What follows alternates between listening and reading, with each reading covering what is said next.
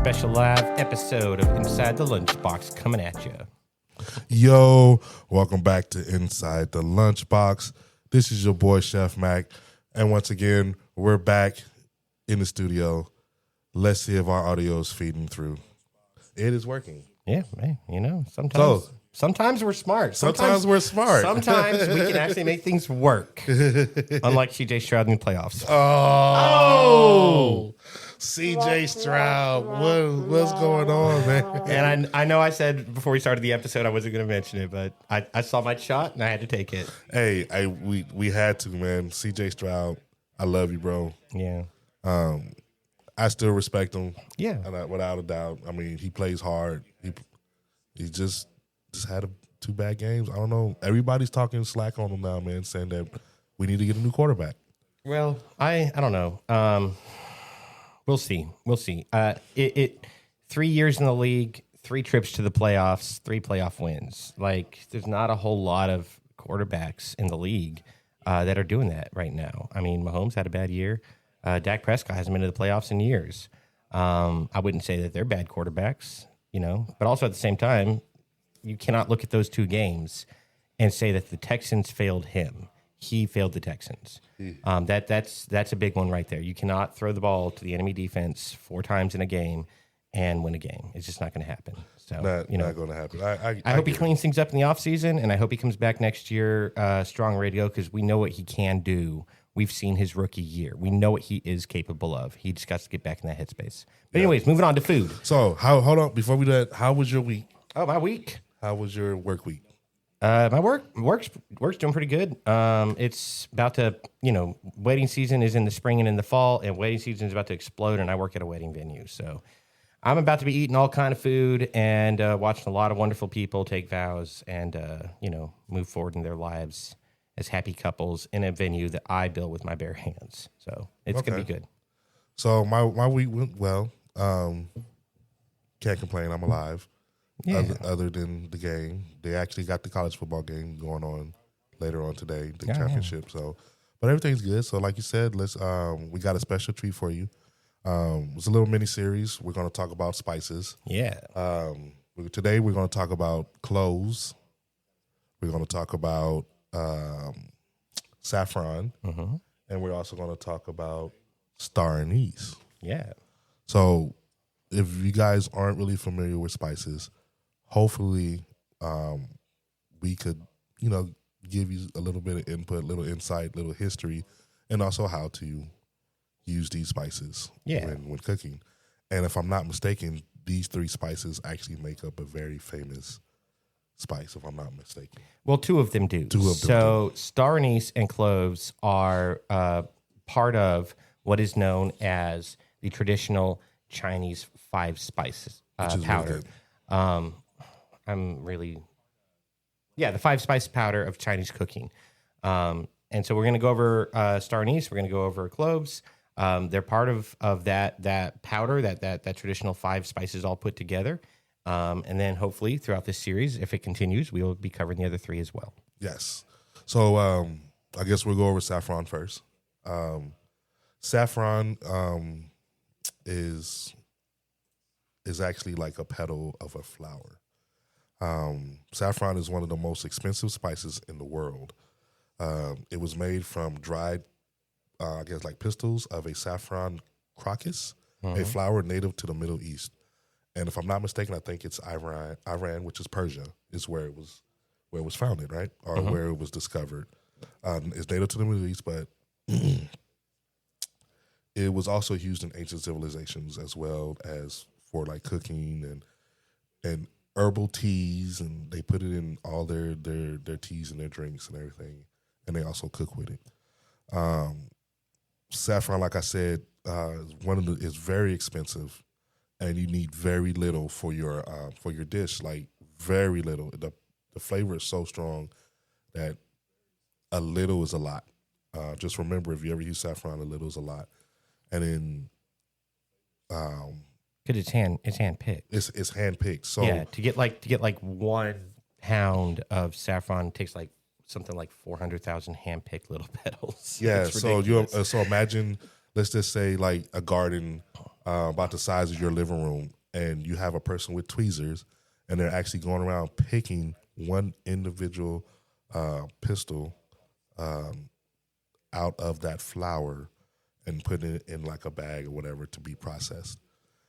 So it's very labor intensive, and it's normally only one or two people that's actually doing that with a person that's overseeing that process as well.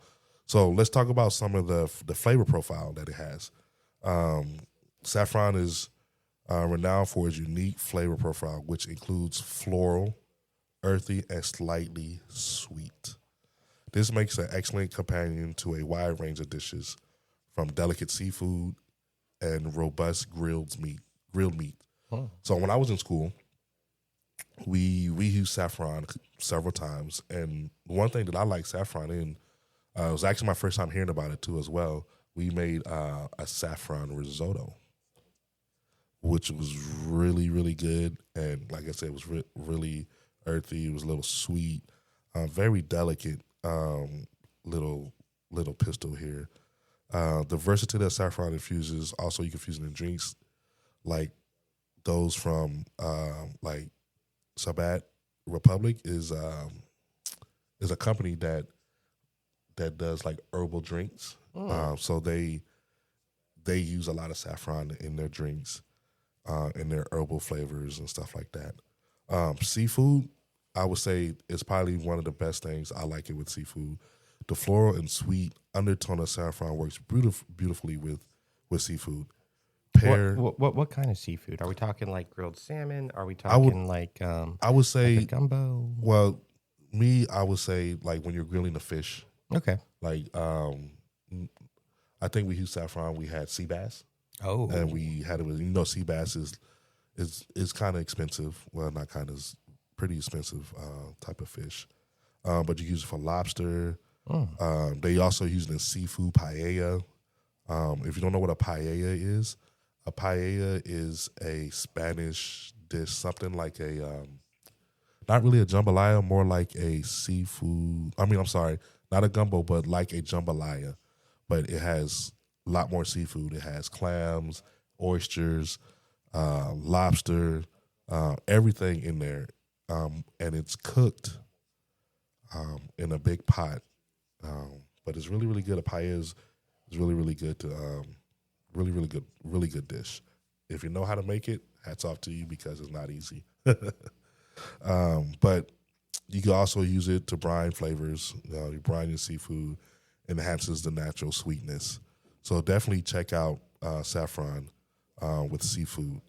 Poetry, it goes well with chicken, turkey dishes, especially those with a creamy sauce.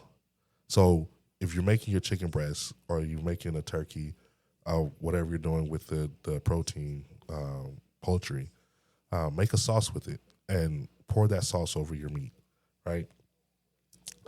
Roasted chicken with herbs or turkey, the saffron adds a layer of complexity to these dishes. But guess what? We didn't forget about you vegetarians. It goes very well with vegetables. Roasted vegetables for vegetarian dishes fare like roasted vegetables or a vegetable tahine or with couscous benefits greatly from the addition of a saffron drink. So definitely goes well. Also goes well with spicy foods. So if you're the type of person that likes real spicy foods, it gives that little subtle sweetness to it while you're eating it. So kind of like a little sweet and spicy kind of thing, but the undertone is very, very light. So definitely check it out. Saffron, if you see saffron anywhere, you're going to pay a pretty penny for it. Most likely you're going to have to order it. I don't think like a H-E-B or a Kroger's would have just saffron on on hand. But real quick story before we go on to the next spice. I was actually in Seattle, and we were at Pike's Market, and I seen this lady. She had a booth, and she had this big old sign that said saffron. So I'm immediately, my mind is blown. I'm like, beeline right to her table, and she was selling I don't know, a jar, about a medium-sized jar like this. And I asked her, how much was it? And she told me $20. And I looked at her and the people that we're with, I looked at them. I was like, nah, I'm not going to get it because I kind of feel like $20 for saffron is really cheap. And is that really saffron? Right. At that point, you're So, like, I know what I'm buying. Yeah. and So I don't know if there's imitation saffron out there or not. So there might be. yeah, I don't know. So, but yeah, she asked me why I didn't want to buy it. I told her, I'm good because I know the saffron that we bought in school, it was like $75 for a little bitty can.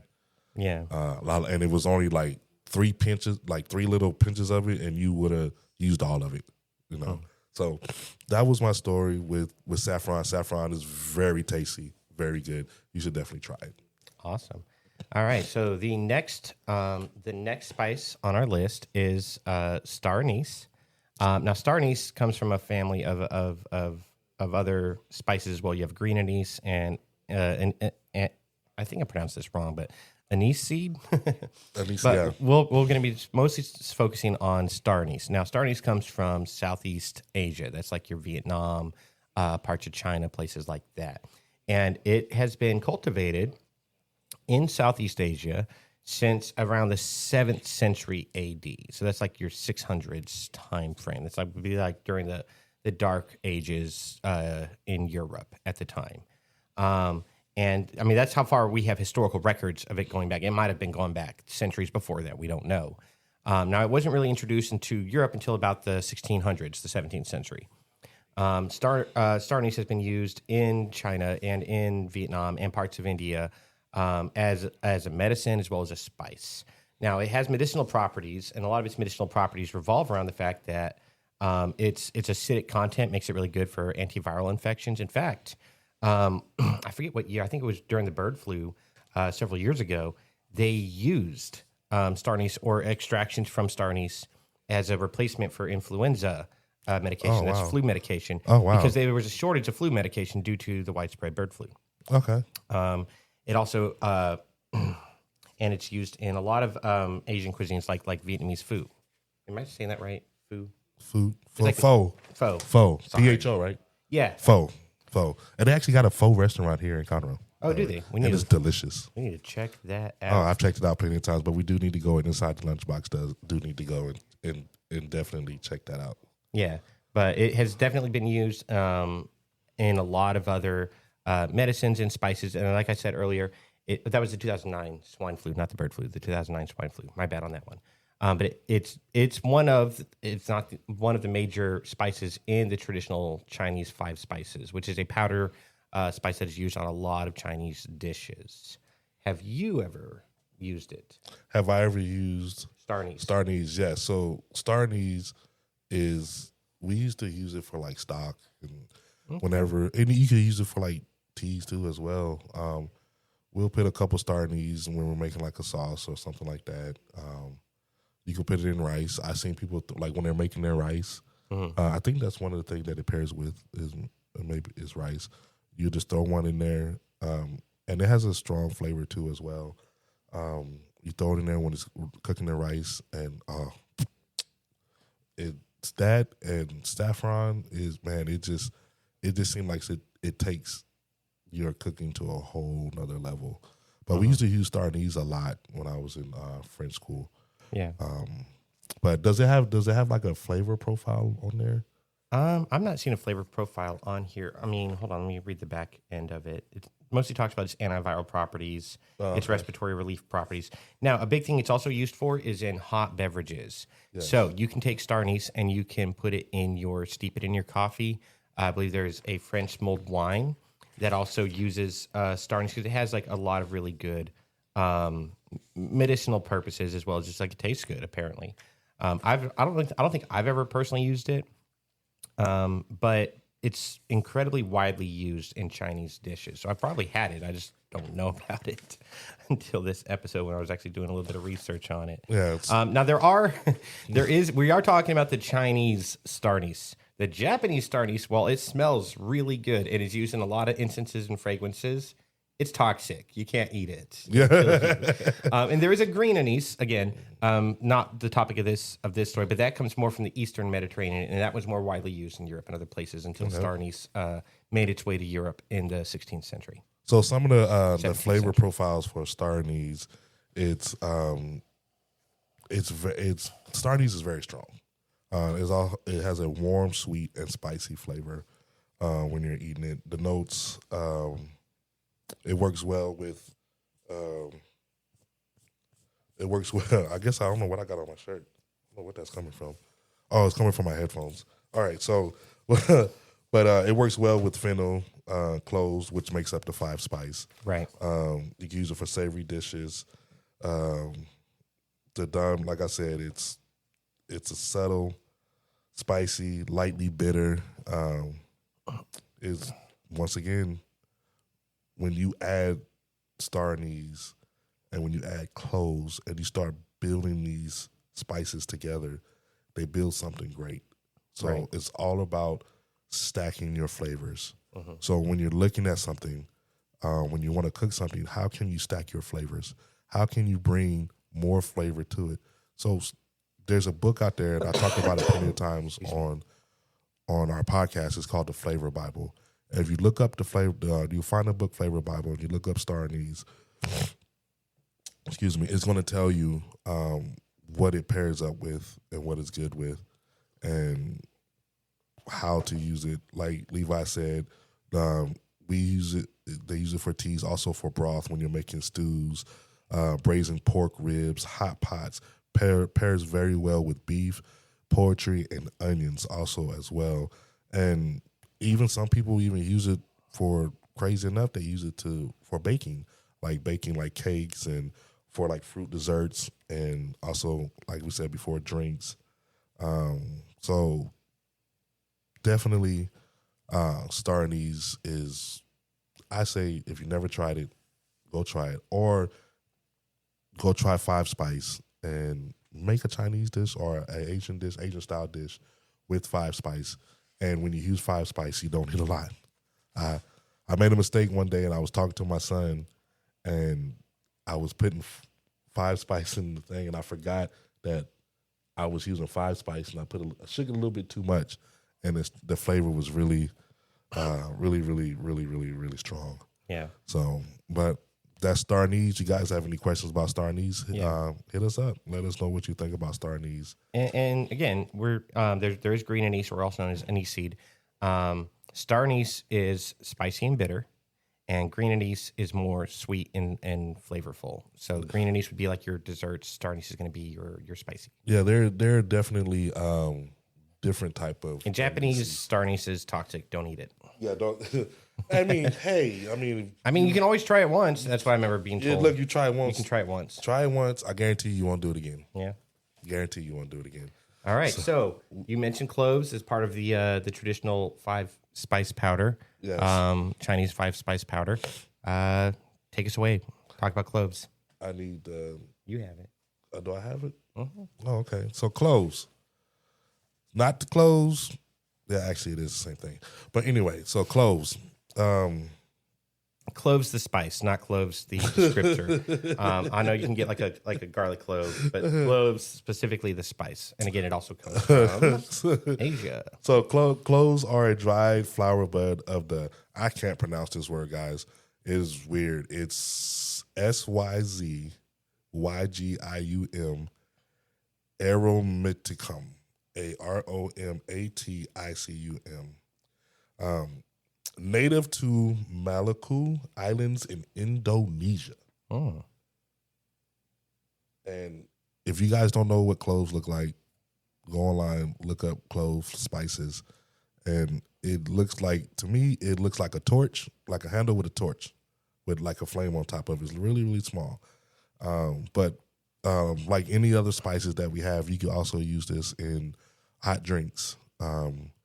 I know we used it in our onions. Like we would take cloves and put like 2 or 3 cloves inside a raw onion, and then throw the whole onion inside our stock or soup or whatever we're making, and that's how the flavor. That's how we extracted the flavor out of it. I think it was just the reason why we did that so we don't have to worry about trying to find little bitty remnants or accidentally pouring it into somebody's dish, right? So we put it inside the onions and put the whole onion in there as well. It has aromatic, sweet, and yet spicy profile. Cloves are one of the most distinctive spices you can keep in your pantry. Cloves also could be used as medicine. I remember one time when I was in school, I was having a real bad toothache, and my French culinary teacher told me, "Hey, go get some cloves and I guess bite down on it." And I'm like, he said it'll work, and I was skeptical at first, and I'm like, I'm not about to do that. Well, he suggested that I do it, so I did, and I'm not gonna say it took the pain away, but it didn't. Maybe it's just in my mind, but it felt like it made it better. It was. I guess I was able to. What's that word I'm looking for? I was able to. I was able to say the pain wasn't that bad or whatever. So, Right. Yeah. So clove spices taste warm, sweet, and slightly bitter, with a pungent aroma. The flavor comes primarily from Angola and essential oils. So they also use it for essential oils as well. So a lot of these spices, they're not just for food. You can use them for everything. People use them in colognes. They use it in everything around the house. And you just have fun with it. So you got whole cloves and you also got ground cloves. If you want a more intense flavor, you'll probably go more with the ground cloves. It gives an add richness, spiciness, and you'll use that more for like a rub. So it goes well with lamb. So if you want to rub cloves, like making like a dry rub, you use it for like grilled food like lamb, beef, and other game meat. So it goes very well with game meat. I wonder how that would work with deer. I wonder. I've only ever cooked venison once, and I think I did a really good job with it, considering I only did it once. Yeah. I wonder. I would like to try again. I know people. I work on a ranch that they do hunt buck out in the back edges of it. Okay. I need to talk to one of them about giving me some venison steaks. Be like, yo, hook me up, hook a brother up. But it's definitely good with savory dishes. Mm-hmm. So you can use like regional examples. Let's say like Indian curries paired with cinnamon and cardamom and cumin. It's a spice. You mix those two together. You can use that as a dry rub for like Indian spices, or if you're cooking Indian curry, that's pretty much what it is. Yeah. Middle Eastern, they use it with a lot of rice pilaf. They use it with bay leaves, nutmeg, and saffron. So saffron is a key ingredient in a lot of things. Now, for those of us who love history, these are the spices Europeans were sailing around Africa for. Yes. These are the spices that Christopher Columbus was crossing the Atlantic Ocean looking for. Yes. There was like a lot of competition back in the day, and the Dutch controlled a lot of the trade in the Indian Ocean and places like that. And so other European powers like Portugal, Spain, Great Britain, France, they were trying to find other routes to the Indies, which Indonesia is where these spices come from. In order to get around the Dutch monopoly that they had over like things like nutmeg, cloves, things of that nature. So these are the spices your ancestors were getting. What's that sickness you get on ships? I should know. Weren't you Navy? I was. I can't think of. I'm drawing a blank. Seasick. There's that. There's also that one where it's not curry, but like it sounds like that. But anyways, these are things that sailors were dying, sailing around the world back before we had things like refrigerators to store our food in to get. Navy. But anyway, so we got Caribbean jerk. Scurvy. Scurvy.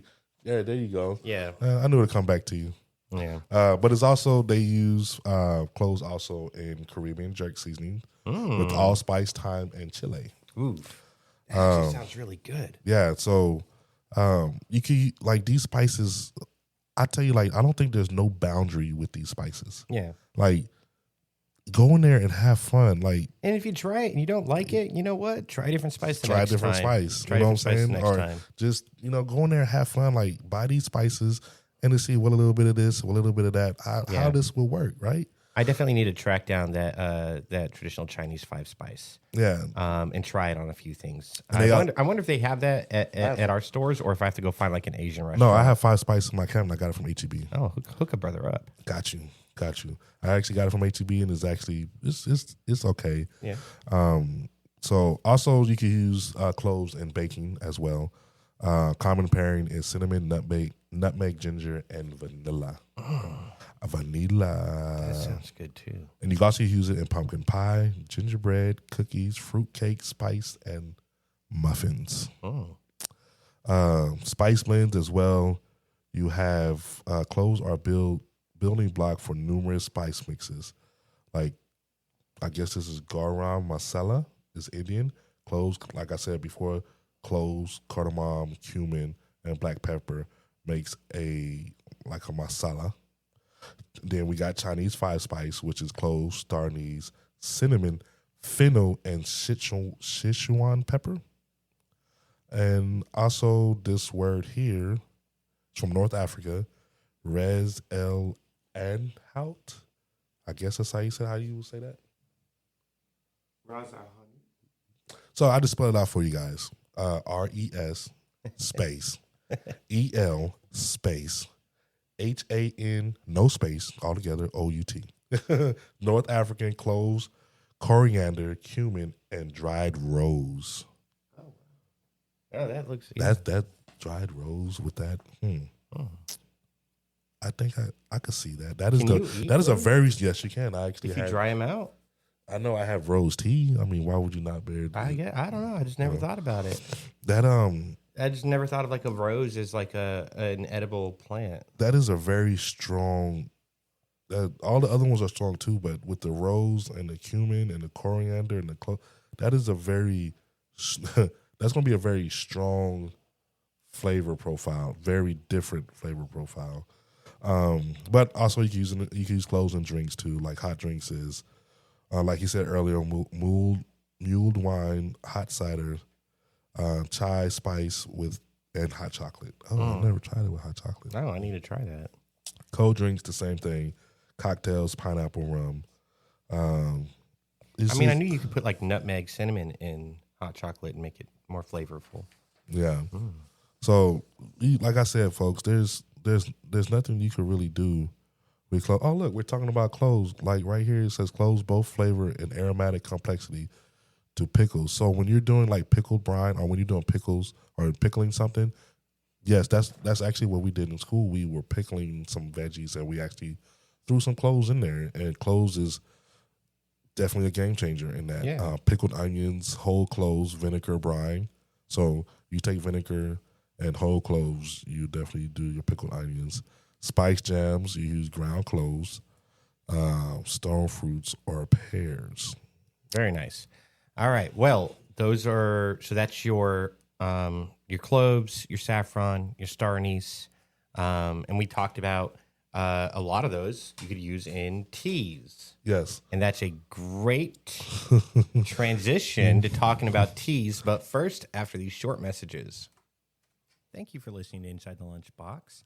Did you know that we have social media? You can follow us on TikTok, Facebook, YouTube, and Instagram. And we post bloopers, updates, and more to those sites. Now back to the show. Yes, sir. So me and Levi did a thing. We did a thing a couple weeks ago, January 10th. That was last week, right? Was that last weekend? I think it was.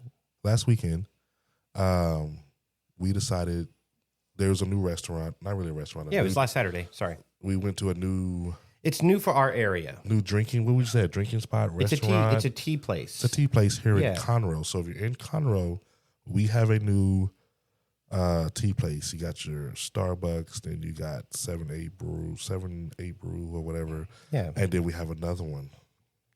And this one came in strong. It did. It's called HTO, which is a play on words of like H2O, but instead of two, it's spelled TEA. So it's HTO. They are a mostly, from talking to the owner there, they're a mostly North Texas thing, right? So they have like a lot of locations. I think they're from Amarillo. Yes, They're from Amarillo. And the first store was there. And then they have like a lot of locations around the DFW area. And they're moving further south in places in Austin. This was their 479th store. I think that's what it was. Yes. And it's a franchise owned. And it's the fourth store by HTO in the Houston area. It's right off of 105 and 336, right across the street from the HEB, North 105 and 336. Shares a parking lot with 7 Brew Coffee, which is a great coffee place as well. HTO has a lot of wonderful tea flavors there. I don't remember half of them off the top of my head. There were so many. We were there opening day. We got a free T-shirt. I'm not wearing it, unfortunately. And they also have coffee and different types of chocolate, as well as some other goodies in there. I would say it's kind of like the Buc-ee's of tea joints. Oh, yes. Because it's a Texas thing. It's like the Buc-ee's of a tea joint. Yes. And they have so many. You can buy tea by the gallon. You can buy tea by the drink. It depends on what you want. And so when you walk in, you can get like a big cup and just fill it up with all the different teas that they have. Iced tea, sweet tea. But they also sell bagged teas where you can take them home and brew yourself a hot tea here. And they claim on all their products that they're ethically sourced, because there is a lot of abuse and there is a lot of exploitation when it comes to things like coffee, chocolate, and tea. So they claim that they are ethically sourced, and I found their teas to be absolutely delicious. I still have a half gallon in my fridge. Oh, yeah, their tea is really, really good. So their chocolate was pretty good. When you go into their store, they also have merch, right? Yeah. They have T-shirts. Like he said, it's like a Buc-ee's of tea. It's like a Buc-ee's. Right? They have their own merchandise, their hats, their shirts. They sell other products. They got their HTO tumblers. You could, like he said, you could buy the chocolate. And if I remember some of the teas, I know you got your choice of sweet and unsweet for the non-sweet drinkers as well, or sugar drinkers. They had like Georgia peach flavor. They had like a raspberry, wild raspberry. Yeah. They had a blueberry. Mm-hmm. They had I think was it a watermelon? They did have a watermelon. They had a watermelon. Yeah, they had a watermelon flavored one. Yeah. And I think they had some. They had your mint. They did. Yes, I went back up there the other day. They have your mint tea, and you pointed out like that's a weird thing. Like, yeah, a lot of people don't like mint. And this is all. So when you go up there, it's like you go into a fountain drink, and they give you these little cups, and you could taste each one of the teas before you even like, I want to buy this one, right? So you don't even have to really, just say, I'm gonna try this one, fill it up, and I'm like, man, I really want to try that other one. No, you can actually try the flavors of teas before you go. So I know we were talking about a little bit of history, like Levi said. It began in 2009, Amarillo, Texas, when founded by Gray and Kim Hutchins. It started selling flavored iced tea at their burger restaurant, Buns Over Texas, to boost sales during recession. They're fairly new. Yeah, Justin Huey helped expand the idea, leading the first Texas tea location in 2014, rebranding it to HTO in 2018, and growing into a large, rapidly expanding franchise known for its wide variety of fresh brew quality iced teas, focusing on unique water filtration system and community impact. So you got to think about this is in 2009. Yeah. It is 2006. 2026. So 2009 to 2019 is 10 years. So what 17. In 17 years, they've grown to how many stores? Like 400 and something. I think that's if crazy. I remember correctly, it was 479. I think the store in Conroe is 479, but I could be wrong. But I'm not that far off. That is crazy. Like 400 store locations around Texas. It was ridiculous. And they only have 4 in the Houston area. So like I don't know how much tea they're drinking up there in North Texas, but good on you, I guess. So according to this, it says from its Texas roots, HTO has expanded to states like Florida, Oklahoma, Kansas, New Mexico, Arkansas, and they're dubbing it the Starbucks of iced tea. Okay, that's actually probably a more accurate description than the Buc-ee's of tea. But I Yes. just, with the merch and the special candies and the special like coffee and the special teas and the different things, I was like, this is like walking into a Buc-ee's if a Buc-ee's only sold tea. Oh, yeah. But they don't just sell tea. They also have, if you're a coffee lover like myself, they also have all kinds of iced lattes and hot lattes and things like that as well as their teas. But their teas are what they're known for. Like they have, just scrolling through here real quick, strawberry passion, sweet almond, sweet blueberry, green, sweet cherry, regular sweet mint, obviously love it, Texas chai, unsweet blueberry. They have coconut. They have, wild raspberry. So And those then are the refreshers. they have their special drinks. I think these have like energy drink in them. Yeah, maybe. Yeah, the Razzler Refresher. I think that has like some sort of caffeine energy drink going on here. The Dirty Cherry Poppy, and didn't you get one of these? No, I didn't get one. I thought you got. But the I will Razzler be. Refresher. I probably will go once I leave here. Well, it's right. Yeah, It's literally right next to my house. Yeah, Might have to stop by. yeah. No, they have the iced mocha. Got to get that sometime. But yeah, I mean, I'm a huge fan of Seven Brew, which is in the same parking lot, and so I'm gonna enjoy the fact that I have like multiple options going on. I am glad that somebody started a Starbucks of tea, because I got tired of seeing so many coffee joints and no tea places. Yeah. Thank God HTO. Tea leads the way. Tea is the best. It is the front runner of American history. How? Okay, I'm just talking trash. Okay. You will never run across a coffee drinker who then is like, guys, coffee's the best. I mean, like we do feel this way, but you'll never be like, hey, I'm going to get a cup of tea. And we're like, why don't you try coffee? Why don't you? Wait. Hey, I like Dr. Pepper. Why don't you try coffee? We're not like that. We love our coffee. And obviously, we'll make coffee for you if you want some. But tea drinkers, on the other hand, man, they are super insecure. So are you calling us tea drinkers like Cowboys fans? Yeah, actually, yeah. You peaked in the 18th century, and it's been downhill since then. No, I love tea. I have a kettle in my kitchen. I have tea in my kitchen. The tea drinkers think they're elite, but it's like if you were actually elite, you wouldn't have to run around telling everybody you're elite. Moving on. So real quick, what we got next, man? HTO. What are the spices we're talking about next week?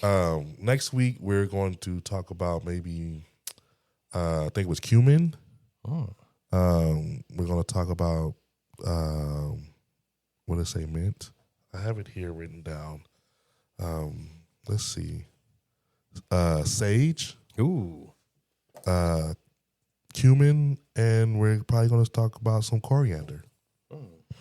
So cumin, coriander, and sage. That sounds delicious. Yeah, so that'll be on the next episode. Yeah. Hopefully, we may do one more episode with spices. If we like spices, we could go so far in depth with spices, like the history, where it's from, how it started. What is like we could even cook with it. It's just so much stuff. What to use it on. What to use it on. We could do it, but it would take forever.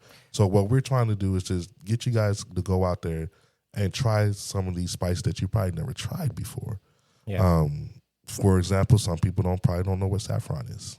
You know, I've heard the name. If there was no way I could have told you it came from Iran. So the other thing is, if there is a spice that you want us to address specifically, right? You can go to any of our social media platforms, be it Facebook, YouTube, Instagram. Heck, I think there's even a way they can email us, right? yes, there is. There is an email. I actually have the link here. You scan this link, Yeah. right up there. You could do all that. Yeah. Shoot us an email and be like, hey, guys, hey, Chef MaQ, can you cover, I don't know, peppercorns? Or can you cover Chinese cinnamon, right? And how is it different from like cinnamon we know? Mm-hmm. Shoot. And we will look it up. I mean, he probably knows already off the top of his head. He could probably go on for an hour about it. But we will address it in the next episode. So just ask a question when it comes to spices. But before we go, we have one more thing for you guys. Recipe of the day. Recipe of the day. I don't know, Levi, can you read that? Those words kind of small. From that distance? So, but it's okay. We have the book here. Oh, great. It is what it is mint minced lamb, grilled minced lamb, and what it is, it has some of the spices that we were talking about. I think it has. Let's see what it has here. Let's see. If I can get this book here. So is this the one I picked out? yes, it is. Oh, It's wow. minced barbecue lamb. Yeah, it looks good. If I remember correctly, this was not incredibly difficult to make. No, it's not. Is all it is. You make a rub, right? And Yep. then you cook the lamb, and then you rub the stuff. You put it on the lamb after it's been cooked, right? Yep. And then you That's all you do, eat man. it, right? Yeah. And so what you do with this is you make your rub, right? You make your rub. So I'll go over the recipe real quick. It's 3/4 cups of ketchup, 2 tablespoons of cider vinegar, Worcestershire sauce, and 1 tablespoon of dark brown sugar, mint, and you can also use cinnamon. You put some cloves on there. You can put a little bit of what do we talk about? Not saffron, star anise. You know, a little bit of ground cloves. You know, spicing it up a little bit, and then what you do, you rub it onto your pork chops or your rack of lamb, and I would say let it marinate in your kitchen or your refrigerator for about an hour to 2 hours before you actually grill it. Take it out and then grill that joker. Okay, so I had it backwards. Yeah, you make the sauce. Now that I'm reading it, I remember it. Yeah, you make the sauce and you put it all over your lamb, and then you barbecue your lamb. And it once again, you could take that and you can make saffron risotto with lamb, which sounds freaking amazing. I'm getting hungry thinking about it. You could do rice. You could do rice pilaf with saffron or star anise in there with lamb. Some roasted potatoes with saffron. And you just have a really good herbal, floral, sweet, savory, little bit of bitter, little bit of sweet, little bit of spiciness, all in one. It just sounds amazing. Now, is there any reason why you couldn't do this with like a rack of ribs or with chicken or turkey? No, I would definitely say try it out on some pork ribs. Okay. Yeah, I would definitely say try it out on some pork ribs. Or try it out on some chicken. And see, I mean, I'm like this. And you probably have chefs that'll tell you, "Oh, don't do that. This is taboo." Blah blah blah blah. Look, I'm gonna tell you right now. If you have a weird idea and you want to try something really, really, really, really weird, by all means, do it. Like, don't let somebody talk you out of not doing it. Right? If you think of something, go do it. There's no rules in cooking, and don't let nobody tell you any different. You cook with what you like, right? So, with that being said, folks, we want to give a shout out to HTO. You guys are doing great. We're going to be there again. I'm going to send customers your way. I think you guys can come to Conroe. It's a family-oriented business. The lady's name, the owner is, I think it's Veronica Morales. Check her out. She's awesome. And until next time, let's go.